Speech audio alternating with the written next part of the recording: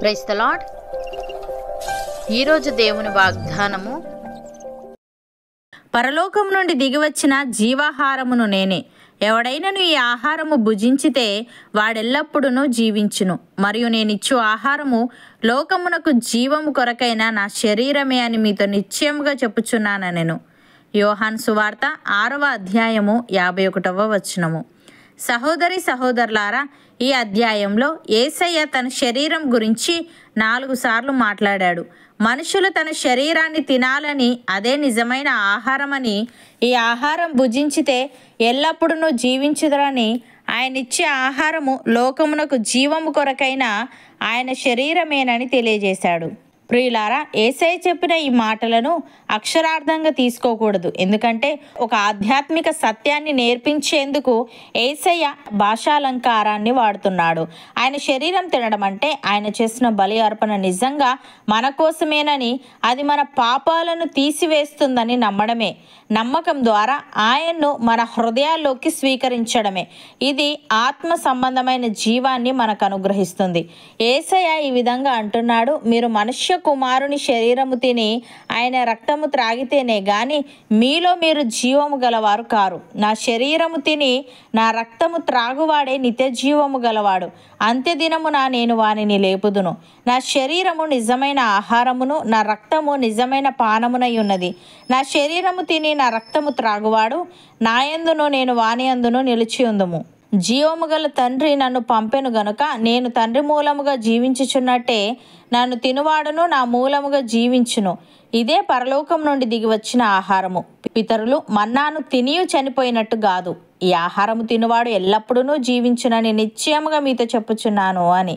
ప్రియులారా, క్రీస్తు మనలను ప్రేమించి పరిమళ వాసనగా ఉండుటకు మన కొరకు తన్ను తాను దేవునికి అర్పణముగాను బలిగాను అప్పగించుకొనెను. అలాగుననే మనమును ప్రేమ కలిగి నడుచుకొనవలసిన వారమై ఉన్నాము. మనలో జారత్వమే గాని, ఏ విధమైన అపవిత్రతయే గాని, లోభత్వమే గాని వీటి పేరైనను ఎత్తకూడదు. ఇదే పరిశుద్ధులకు తగినది. కృతజ్ఞతా వచనమే మనం ఉచ్చరింపవలెను గాని, మనము బూతులైనను పోకిరి మాటలైనను సరసోక్తులైనను ఉచ్చరింపకూడదు. ఇవి మనకు తగవు. అపోస్తలుడైన పౌలు ఈ విధంగా అంటున్నాడు, సమస్త మనుష్యులకు రక్షణకరమైన దేవుని కృప ప్రత్యక్షమై మనము భక్తిహీనతను, ఇహలోక సంబంధమైన దురాశలను విసర్జించి శుభప్రదమైన నిరీక్షణ నిమిత్తము, అనగా మహాదేవుడును మన రక్షకుడునైన యేసుక్రీస్తు మహిమ యొక్క ప్రత్యక్షత కొరకు ఎదురు చూచుచు ఈ లోకంలో స్వస్థ బుద్ధితోను నీతితోను భక్తితోను బ్రతుకుచుండవలనని మనకు బోధించుచున్నది. ఆయన సమస్తమైన దుర్నీతి నుండి మనలను విమోచించి సత్క్రియలందు ఆసక్తి గల ప్రజలను తన కోసరము పవిత్రపరచుకొని తన సొత్తుగా చేసుకొనుటకు తన్ను తానే మన కొరకు అర్పించుకొనెను అని. సహోదరి సహోదరులారా, దేవుడు మనలను ఇలాగు ప్రేమింపగా మనం ఒకరినొకడు ప్రేమింపబద్దులమై ఉన్నాము. ఏ మానవుడును దేవుణ్ణి ఎప్పుడూ చూచి ఉండలేదు. మనం ఒకరినొకడు ప్రేమించిన ఎడల దేవుడు మన యందు నిలిచి ఉండును. ఆయన ప్రేమ మన యందు సంపూర్ణమగును. దీని వలన మనము ఆయన యందు నిలిచి ఉన్నామనియు ఆయన మన యందున్నాడనియు తెలుసుకొనుచున్నాము. ఏలే అనగా ఆయన మనకు తన ఆత్మలో పాలు దయచేసి ఉన్నాడు. అవును అన్నవారు నాతో పాటు ప్రార్థనలో ఏకీభవించండి. పరిశుద్ధుడా, ప్రేమగల తండ్రి, పరలోకము నుండి దిగివచ్చిన జీవాహారమును నీవేనని, ఈ ఆహారము భుజించితే మేమెల్లప్పుడూ జీవించుదుమని, మరియు నీవిచ్చు ఆహారము లోకమునకు జీవము కొరకైన నీ శరీరమేనని తెలియజేశావు. తను నీకు స్తుతులు.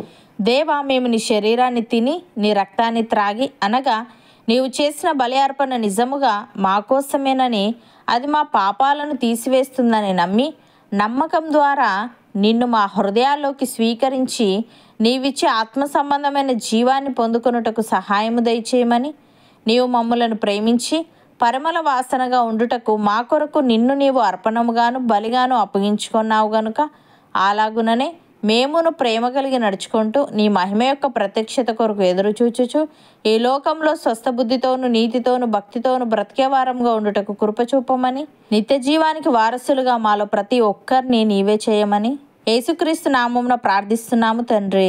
ఆమెన్.